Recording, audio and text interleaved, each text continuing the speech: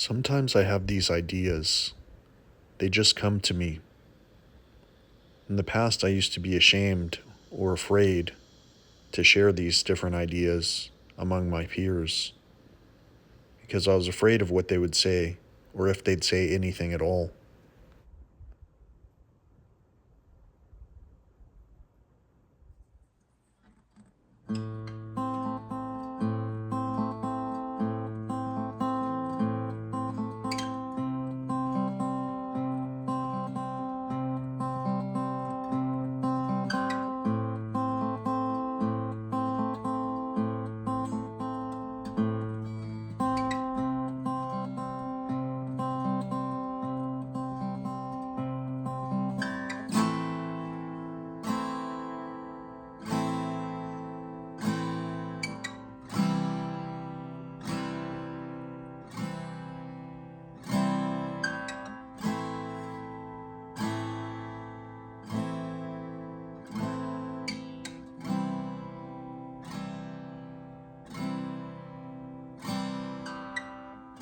Another friend reaches out to me again.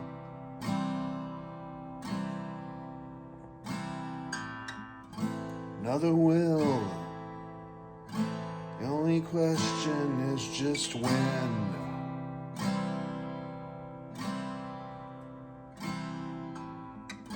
Holding on. I'm gonna say just what I say.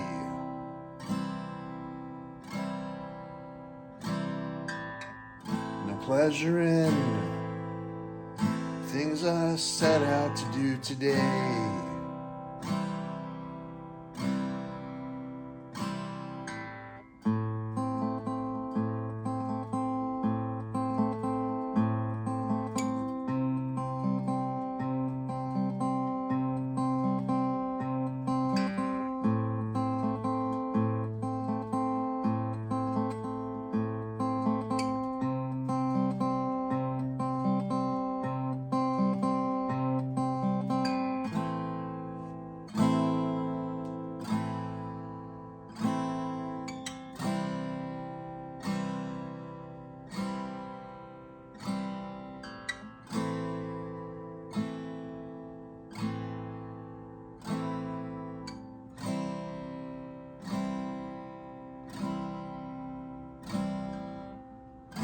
Made mistakes.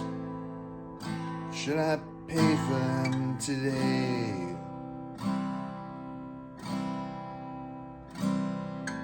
An emptiness. Like to go outside and play.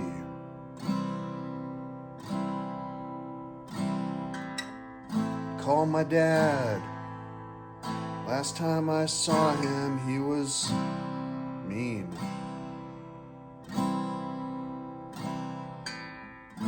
Talk to him.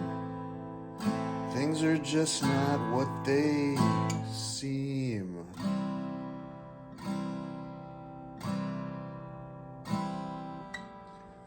Sometimes I have these ideas. Sometimes these thoughts get to me. And sometimes these thoughts get to you. And sometimes, kind of like in the movie The Truman Show, sometimes we start to find that the veil, the illusion of privacy, has been lifted, and most of us know who we're talking with by now, even if we pretend that it's okay. And by that, what I mean is that there are some people that we might be associating with who present the illusion of friendship, when in fact they are just like any other, what some channels would call monitoring spirit, flying monkeys, circus performers, basically, like the Truman Show says. So as I decided to make this video to share, one of the thoughts that I had that was going through my mind was how absolutely dreadful I've been feeling over this past week, up until now, actually. I had fleeting moments of clarity and joy and reciprocated energy. And in the mix, I also had a bunch of animosity. And the animosity was because of the anonymity. And if you've, depending on where you're seeing this, if you've followed along for very long, you'll realize that I have a lot of ideas, just like you. And in many cases, the ideas that we share with one another are either fostered or made fun of. And a lot of us choose to make fun of things that we don't understand. And because of that, many of us don't perform at our natural operating level because we don't perform like as if we were children anymore.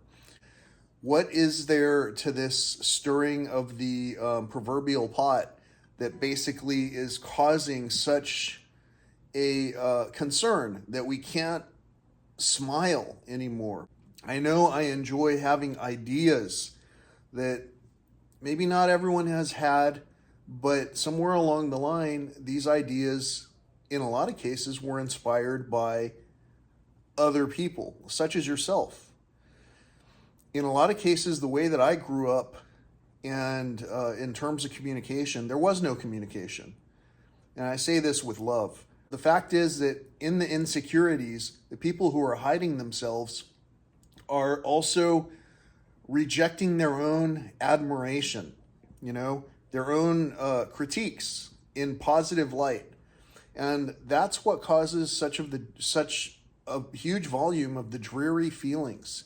There are a lot of therapists that'll listen to you for money, and then there are friends who would honestly listen to you for hours, for weeks, for years, for lifetimes, or more specifically, for a lifetime, the lifetime that we are presented with. And so you have in your group some actual listeners who will remember details that are at least relevant to the plight that you're experiencing. And you have relatives who will tell you the same stories over and over and over. They'll ask you the same questions over and over and over. And by relatives, I mean, we're relatively family, all of us, right? So friends, acquaintances, quote unquote enemies, and so forth. I feel like I don't have any enemies. Even the person that was yelling at me. Sir, do you like the sound of the rain? Hey, shut the fucking please. Oh, come on, come inside, bro. Yeah, people you had. Even my own father. You're wrong. You're wrong, Ray. I never said that. That must have been when I had a dream or You're something. hurting my feelings. I'm not hurting you for you.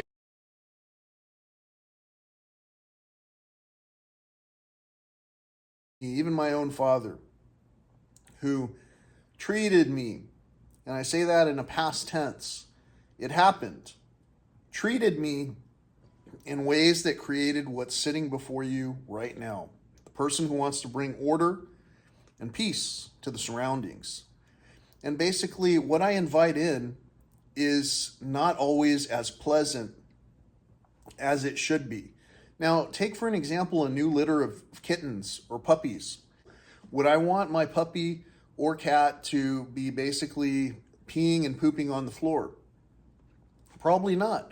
Would I want them to be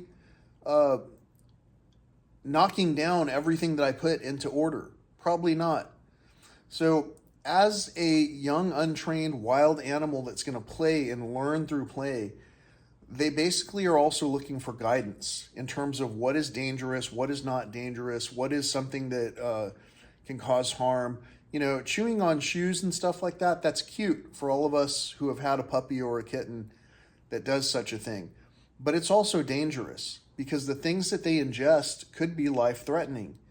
And some of the ways that we're acting with one another, including sharing just absolutely dismal information all the time, and then secretly behind everyone else's back, basically talking about one another, never confronting whether or not something is true, those things are that's the way of the past. Everyone's already discussed it. It's the way of the past. And among my peers, my connections, basically I find that I'm a bridge with increasing frequency, I'm a bridge between younger generations and the generation that has taught us who have hung on to the old ways. And what I've learned is that there is still a communication gap. There are things that I want to say, there are things that I need to say, and there are things that I probably should say first. I'm sorry for causing anyone discomfort, anyone who has never sat with their own feelings for just a brief amount of time. You might not be an only child. You might not still be creative. You might not be able to accept what you were given and realize that within all of that chaos, there's something that you're avoiding. You're avoiding picking up. Is it the poop on the floor? Is it the pee? You know, what natural aspect of what is around us are we afraid to clean up? Is it the angry person who yells at us? You're not. Come on. Don't film me. Why You not? don't have no reason to film me. This is a situation that you're putting me in. I ain't gonna cause a situation, right? You don't Are have you to sure? film me. But you think something's gonna happen? or You what? told me last time you were going to do something to me. You just Belittles us and retaliates. That's the way of our fathers. That's the old way. In this particular era, through personal experience, I've found wildlife, like for an example, a rattlesnake, is more likely to be pleasant after it is expressed whatever its concerns were with regard to you crossing its path. Oh my God, check this out.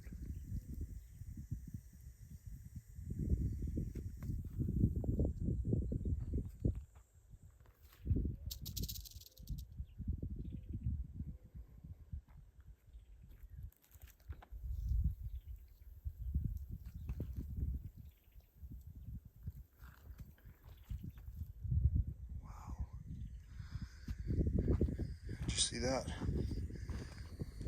How beautiful this animal is. I'm finding it. There. Look at that.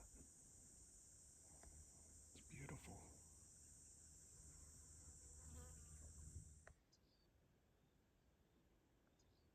Listen for this bear's growl as it walks off through the brush.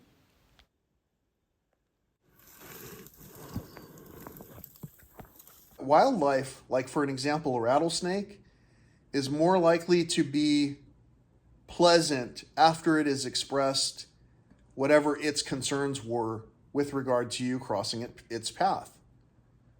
Now, people have presented a whole different facet to me. A facet where if I tell them, you're causing me discomfort, the leaders, the adult males generally, will yell back, I'm not causing you discomfort. So again, I apologize. I'm not going to yell back at you and say that. Although I will say things as honestly and openly as possible. So what that means is, even if I say, hey, the world is on fire, we are causing this, you won't hear me as having yelled it at you. You'll hear me as saying, hey, I also bought a bunch of different shoes. Each one of those things has a carbon footprint, unintended pun. I've participated in this world where I've been given the glorious honor of being a steward of all of the things that I'm entrusted to. That includes you. We are an imperfect society, all of us. And so for us to leverage hate and retaliation to something, especially just hearing information, is very unusual. And to me, it's a progression.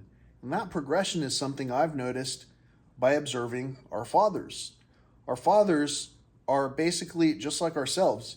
We're aging. We're aging in time. We're aging in real time. And some of those health issues that we're about to experience will include a loss of inhibitions, a decrease of and or loss of inhibitions. When people have inhibitions, like let's just imagine a person such as someone with dementia, Someone with dementia who hasn't really yet engaged fully in just having dementia all the time, they're still mostly lucid. In their lucid moments, they're sometimes controlling a different side of themselves, like someone who drinks. Someone who drinks might become angry, violently angry, or exceptionally lovey. All of these different traits and every range in between are something that are expressed by who we are at our core, without the mask. I hope that resonates with you. Until next time, peace, love, and all that old school stuff.